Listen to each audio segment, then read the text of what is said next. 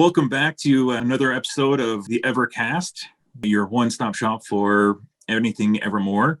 I'm Kazan. I'm Aline. I'm Pete. I'm Robin. On this episode, we're talking to the creative minds that are behind Evermore's new dining experience, Vanders Keep. All right. Thank you, everyone, for joining us today. We have a special guest. We are so excited to have Michael and Whitney Coppieters with us. Michael is the executive chef at Evermore Park, and Whitney Coppieters is the general manager of Vanders Keep. Please tell us a little bit about yourself. You want to go first? No, it's all you. No, it's not on me. What do you want to know? Tell us about your interests. Just help us get to know you a bit before we start asking you about your involvement with Evermore Park. I've heard you're a man of many talents. I've been around for a while, so yes. I've had a background in traditional 2D animation. I did that for 10 years in Los Angeles. I was a general manager of a fine art bronze foundry. I've had 25 years experience in and out of restaurants over my entire life. Started in restaurants when I was like 15 years old, washing dishes. So just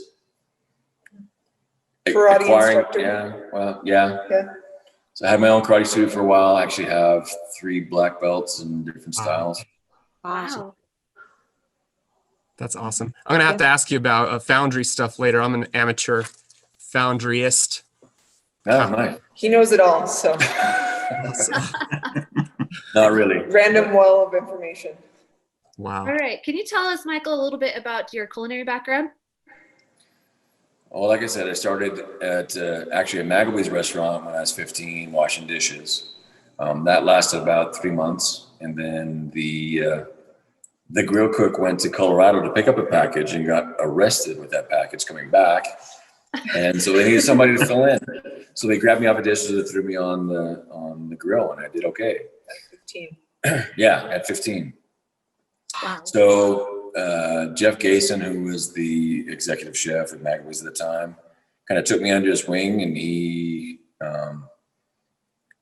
just kind of showed me how everything works. So he showed me completely.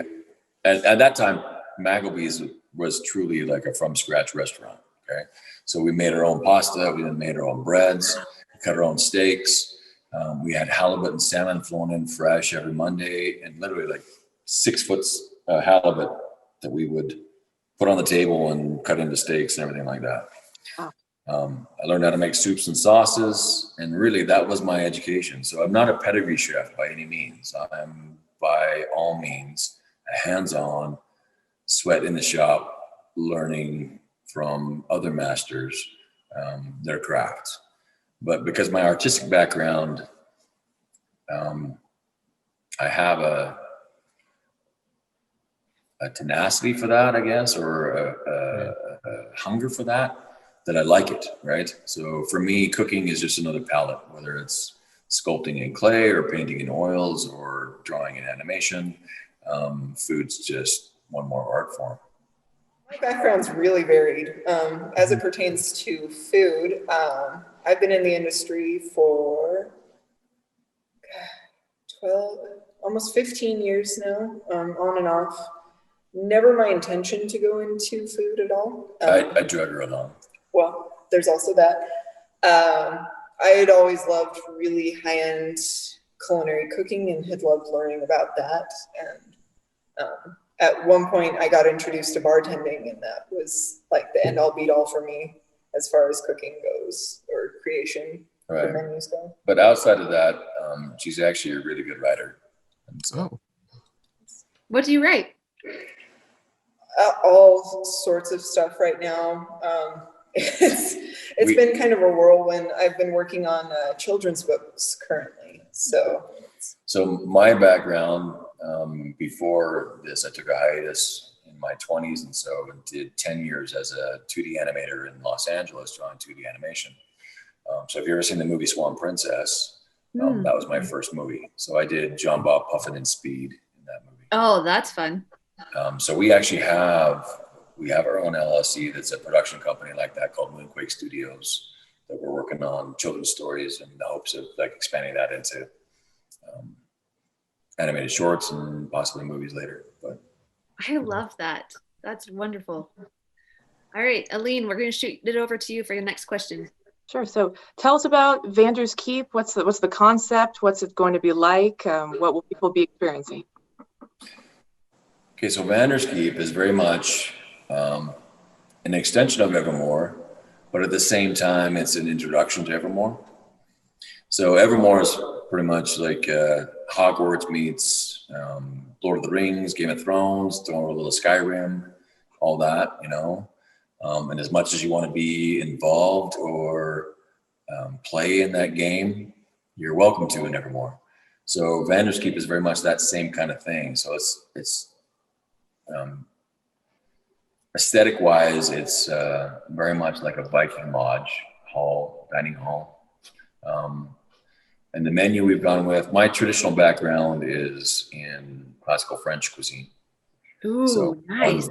Yeah, we've gone back to that classical French and then borrowed from Nordic and Scandinavian cuisine, a little bit of Japanese actually, and kind of created our own very eclectic, very unique menu. It's the ultimate in old world fusion, really, Yeah. is what it comes down to. Okay, old world fusion. Yeah. Yeah. Food is a huge passion of mine. Not making it, but just eating it. I love food. I'm really excited to bring my coworkers to Vanders Keep. What kind of, can you share with us any menu items that you might be, like any specific menu items? Well, sure. It's like we did a party of 50 for a VIP party for Ken a week or so ago. The porterhouse steak ended up being like the #1 seller. And it's just very simple. It's just a Montreal porterhouse steak. So we make our own Montreal steak seasoning, and we do a compound herb butter that we melt over the top. Kind of very rustic, you know, but very simple at the same time. But you're talking 32 ounces of steak, right? So it's huge. The porterhouse contains both the filet mignon and then the New York steak New York as well. strip. So it's like the best of both worlds, right? So you go to Foundry Grill in Sundance, you could get the filet mignon for $52, or you could get the porterhouse steak here for $44, and we're talking the filet mignon and the New York strip, plus our gourmet garlic mashed potatoes and heirloom vegetables on the side. So I can attest to that steak. That steak was amazing. Yeah. He snuck in the back and was like, yes, there's one more. you just happen to one night. Yep. Wow. Some of the other dishes on there. So like we have a saffron cream seafood paella. So we're taking from some Spanish cuisine, European Spanish cuisine, and we're throwing some other French techniques into that. And so you have a saffron cream seafood paella with scallops and shrimp, and we're talking like huge, like U10 scallops and colossal size shrimp, and then filling in the rest of the gaps with mussels and some shrimp crostinis, along with that saffron cream sauce to mop it all up with the better rice in the middle. And if you look at the Instagram side of the for Vanders Keep, there's actually a photo of that in there. So it's one of Ken's favorites.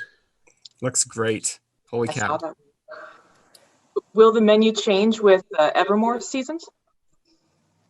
Some items will change and some will be seasonal, more in the bar range with cocktails and that kind of stuff, because it's easier to change that kind of stuff than it is complete menu items. But we'll definitely cater to some of the seasons. We'll let this menu exist for a while, at least to allow some familiarity and some for it to grow legs, so to speak, and stand on its own. And then we'll start playing with it. So there's lots of other stuff to bring to the table, is what I'm saying. Fantastic. Do you have a favorite menu item? Favorite menu item? This is up for debate. So I have one dish on there that is a classic French. It's actually a pretty rustic dish. It's called poulet royal. And it's just chicken cutlets that are lightly breaded, but it's the brandy shallot mushroom cream sauce that goes on top that everybody just seems to like melt for. So That's been his most requested dish across all the restaurants he's worked for. Really? So for decades. Yep. For decades. that's his signature. That sounds amazing. Wonderful. Can you tell us the name of that again one more time? It's called poulet royal. Basically, it's royal chicken in French. Oh, yeah. Wonderful.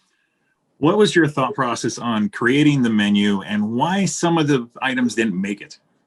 Or if you put everything you thought of went on there? I actually had to trim back menu quite a bit because in the beginning I got overzealous, and I was like, He was very excited to play. So. to give carte blanche, free reign over a menu, even given a theme, your imagination just goes wild, right? So all the things you can think of, they want to put on there. And I still think my menu is a little bit heavy in that aspect, but we're going to run with it anyway. Just want to see if it can happen. So I liked the idea of being able to go back into my classical roots, but then at the same time going into the European and the Nordic and Scandinavian dishes, and then putting my own twist to it. So one of the dishes we have is a duck breast au pois. So if you ever had steak au pois, basically it's the French version of pepper steak, but I do a duck breast instead because it's kind of like a different kind of red meat that nobody really has tried.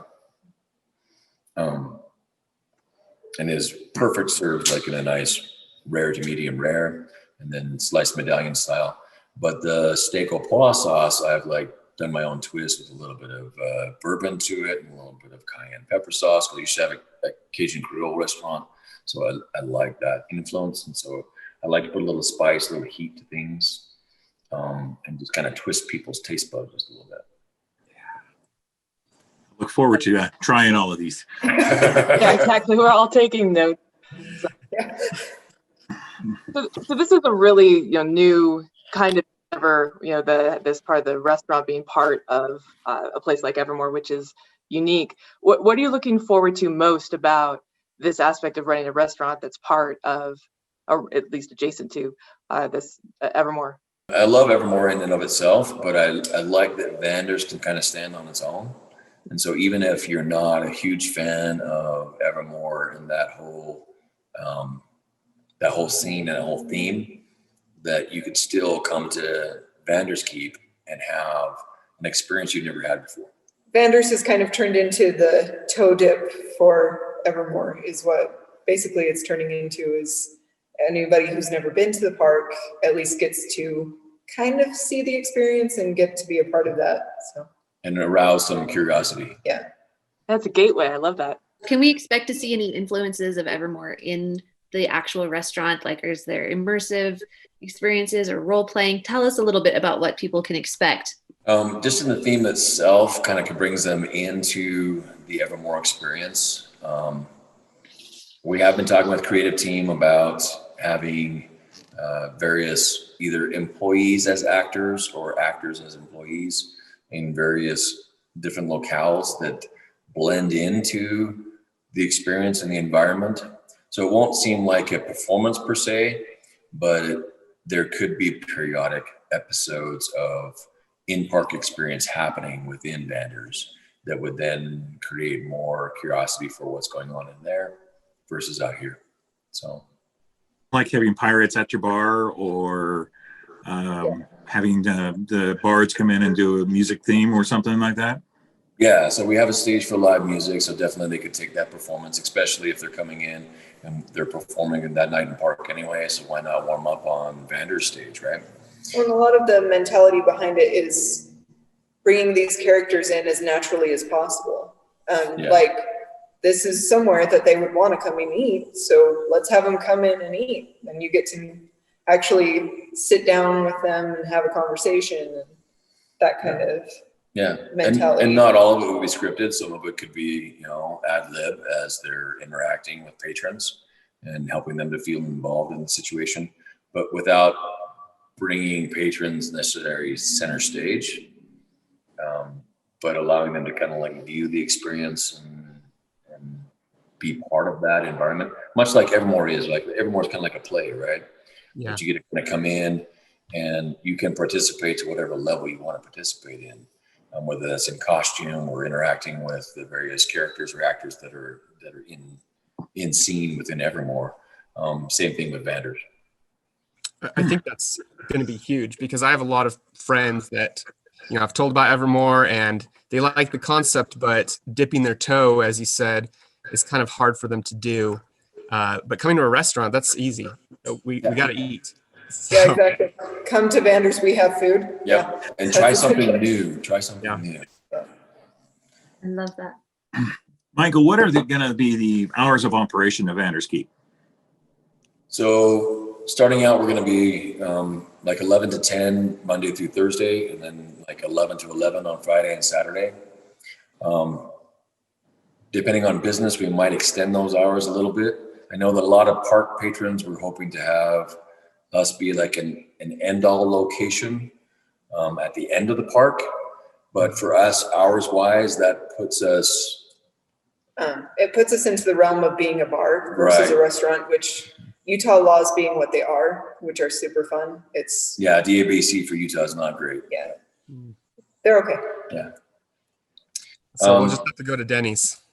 Is that what you're saying? Well, with our restaurant license that we have limited availability that we can serve alcohol and serve food. We have to do last call according to protocol. If we were a nightclub, we could go later. You know, we could go 1, 2 a.m., that kind of thing, but we're not technically a nightclub versus our license.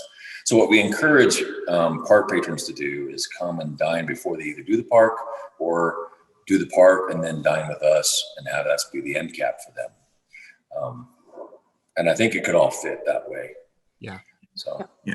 Yeah, I love the idea of it that it's open from 11 on. Like I have 3 kids that go with us to the park a lot, and it's always kind of a struggle to get them to eat dinner before at home because they're too excited to go. But if they get to eat dinner at Vanders Keep before, this is going to be awesome.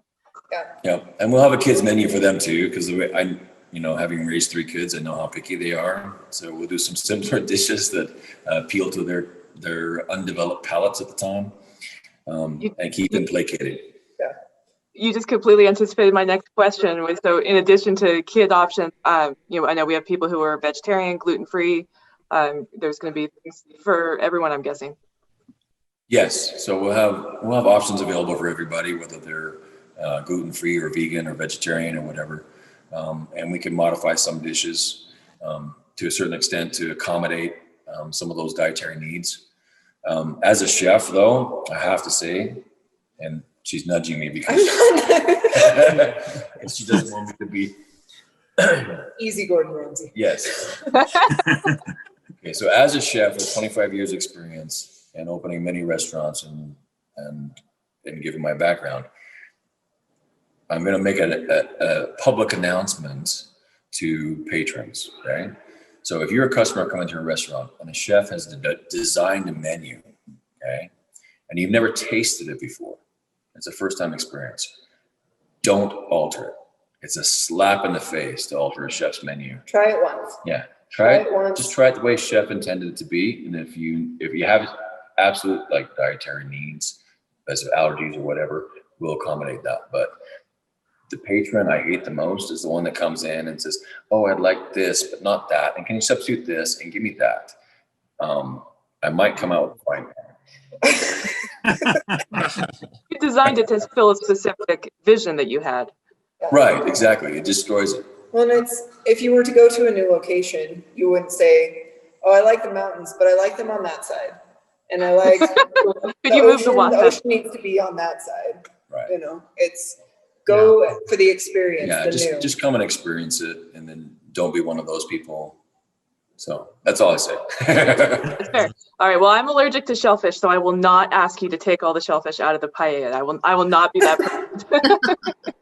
I would recommend picking another dish. So this next one's for Whitney, because I know that she's over the bar. What kind of drink options are there going to be? Is it going to be a full bar? Is there going to be mocktails? What kind of drink options are we looking at? Yeah, so we're actually really lucky. We're going to have a really incredible and unique space for the bar. A couple of things that are coming online are nowhere else in the state. There's only 5 places in the entire US that will do some of the things that we're doing. Like implications of dry ice, smoking shots, things like that. In addition, though, we are trying to be really sensitive to people that want to make some healthy choices in their life, and that includes sometimes taking out the alcohol, but they still want that sensation. So we actually have a lot of 0 proof alcohols. So similar to alcohols in flavor, but without any alcohol actually in them. They're called a zero proof. We're going to have those on a mocktail menu. We call them our house tails and take the mock out of it so people feel even more comfortable with it.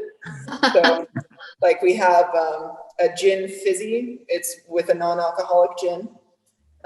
And that's similar to a traditional gin fizz, just with that non-alcoholic. So it's going to be amazing. I'm also looking forward to that because I would like to try some of these more creative drinks, but I don't drink alcohol, so this will be fun. Yeah, there's going to be some crazy stuff for you too, I promise. So I use a lot of alcohol in my food preparation because that's kind of traditional French, is like butter, cream, and sometimes liqueur. We call it flavoring. Okay, so patrons should not be afraid though, because like the amount of alcohol per ratio does cook out. It does cook. The alcohol cooks out. The amount of alcohol per ratio is not anything that you would need to go to your bishop and confess about. So you're okay. Yes, I cook with alcohol in my home as well, and we don't drink alcohol. But I mean, you think about it, there's alcohol in bread because that's the byproduct of that process. Yeah. You know, and so it's all gray area, right? Right, exactly. So whatever you're personally comfortable with, but the only thing that should be sinful would be the amount of calories you consume. that is. All right. Can you tell us what the projected opening date is that we can look forward to? Yeah, so we're planning on having a simpatico opening date along with the new season with Aurora. So they're planning on the 28th for that. We're planning on some soft dates previous to that, kind of as a training opportunity for staff that's hired. So not necessarily promoting a grand opening, so to speak, other than on the 28th. So crossing our fingers, everything goes well. Yeah. We still have a lot of I's to dot and T's to cross, and we're working on that. Back to like origins, how long has this been in the works, and like how did you get connected with Evermore in the first place? I got hired on in June. Wow. So not that long ago. Yeah. So took over the position from the previous chef because it wasn't going the direction that Ken wanted it to go. My experience actually, where they found me actually was I opened Strap Tank Lehigh, Strap Tank Springville, both those locations. Has been with those guys for the last 5 years or so. And so that's where they actually found me, is that Ken kind of sought me out via some recommendations as being the executive chef for those two locations. And after having a conversation with him, he felt like I was a good fit and he brought me on board. Okay. So really fast then, June, man. Yeah. So has it been just a rush this entire time? Yeah, so we've been putting in a significant amount of hours between that time to this, yes. Yeah. Have you had a chance to walk through the park at all? Well, we're also, both of us, in charge of the park for food and beverage, so. Oh, yeah. Really? Okay. Yeah. So, yeah. Double duty. Yeah. Yeah. We were hired as food and beverage directors for everything that Ken has in operation right now. So that includes Grid, Evermore, Vanders, and anything he has coming online. Yeah. So that is excellent. Maybe this is a question for Whitney. What kind of how many staff are you employing for food services at this point? At this point, we're even still short-staffed. We're still looking. So if there's anybody listening that would love, we've been hiring all week. Yeah, we're looking. Full employee staff is probably going to be between 65 to 70. Just traditional restaurant hours are very strange, whereas you have a lot of part-time hours and people that only work a couple days a week. So your staff is exponential just based off of that. So. Right. Plus you divide that up into lunch service and dinner service, which are two different menus, by the way. Lunch menu will be a little bit different than the dinner menu will be. So we're doing, for the lunch menu, we're not doing burgers or sandwiches. We're doing what I'm calling stackers, which is kind of like a layered food effect, so to speak. Okay. So think of like like a lamb burger, but instead of sandwich between two buns, you got a Yorkshire pudding, and you put your lamb burger in that, and then some pork shallot demi-glaze on top, and then some brie cheese and some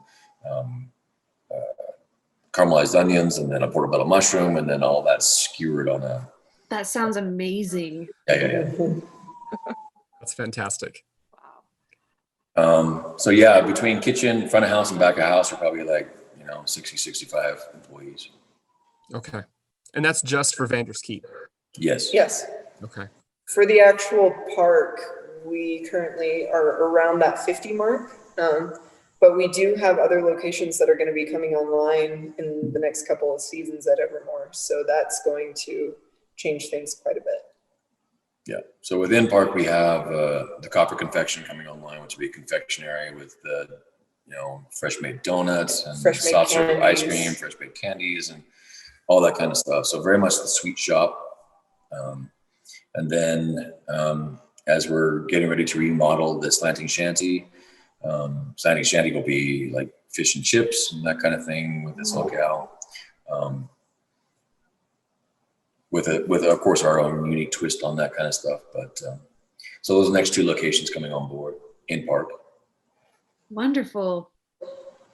Could you maybe give us a hint as to when like the Copper Confectionery would be open, and if it's like maybe open to the public?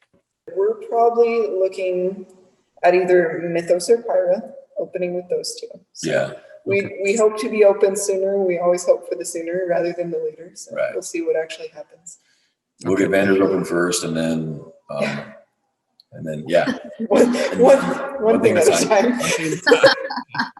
And then Copper probably next season. When it opens, will it be open kind of like Vanders Keep external to the park opening hours, or is it just Copper will not. Yeah, Copper will be park hours only. okay? Great. My family was really big fans of all the drinks this year at the. Oh, I just Hex? Oh, good. I'm glad. were great. That was our first stop every time. So keep that up. Great. That was all Whitney, by the way. So she did all the drinks for the Hex. And some of those are actually coming into Vanders as well. So Wonderful. We were That- very fond of Witch's Peaches. that one is That'll be coming over. available. So Yep. and also like the opportunity to add alcohol to the Witch's Peaches if you so wanted to. choose and things like that. So Wonderful. Excellent. Cool. What is your most sought after or asked for dish you've made completely? One Depends that on you the always asking. want to make. Right. Depends on who's doing the asking. Well, you know who's doing the asking. yeah, horrible. I know So- I'm horrible. Yeah. What's your target audience over there? Right. So the poulet we already talked about has been a significant requested dish and very much well pleasing across the board for decades. However, my wife Whitney's favorite dish was one that I used to have on the menu at my restaurant, which is Madison Gastropub, which is called the Dragon Tails. Gator tails. The Gator Tails. Gator tails. So Dragon tails were good too. yeah, they were good But too. But the Gator Tails was like it was a shrimp with a cream cheese herbed stuffing inside of a blanched or roasted pepper, usually a poblano, and then that was all kind of skewered and beer battered and deep fried, and then I put a crawfish etouffee on top of that and melted some cheese, and it was on a bed of rice. on a bed of rice, Cajun basmati rice. It's still my favorite dish to this day out of everything. But So why didn't that make the menu then? Because it's a little bit too Cajun Creole to fit in this motif. and I call dibs. It's mine. Just ask, I know people after seeing that, the little preview video shot will be wondering, will the steak be served on the blade of an axe? No, and I won't be using my hands to flip it with either. That was just for theatric effect. So Fair enough. Really piss him off, and then it might be served on the. Right? It's- yeah, I might do a no reservations and bring out a raw steak and throw it on the table and stab with a knife. Nice. So that's a mental note. Don't piss off chef. I thought that was clear already across the board. Just putting it out there officially. Whitney and Michael, is there anything else you would like to share that we did not ask about?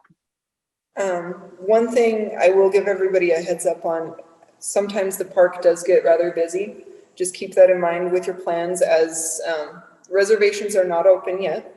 They will be opening soon, but I would highly recommend reservations. Especially if you have more to your party than like a handful of people. So. And with our current restrictions, and hopefully those get lifted soon, but we're all waiting on when that actually happens. We can't do parties larger than 10 currently. Okay. So, and that's all same household even. It's quite a different world we're in. So it's been interesting to navigate that. Yeah. And is there a website people can go to find more information about Vanders Keep or find the menu, anything like that? Vanderskeep.com is currently up right now.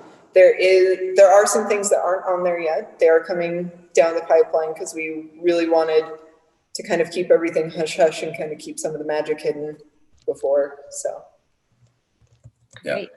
I know creative team and marketing teams working on all that stuff right now. So Fabulous. Fabulous. Well, Michael and Whitney, thank you so much for joining us today. We really appreciate your time, and we are very excited to come see you in person at Vanders Keep.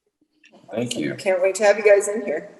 Thank you so much for joining us today here at Evercast Weekly. If you have any tips, suggestions, or requests, you can reach us at evercastweekly@gmail.com. Thank you so much for joining us. We look forward to seeing you next time. I just realized, Pitt, you've been recording this whole time. I managed to keep the profanities to nil during this conversation. You realize that was impressive. I do realize that. I'm impressed. I have a terror of my kids just like destroying the whole park. Vanders Keep, which is Evermore Park's new. Wow, I didn't script that question at all. I don't have anything written down. You want me to riff without notes? How's that? Cut. Oh, wait. I got one. Oh, nice.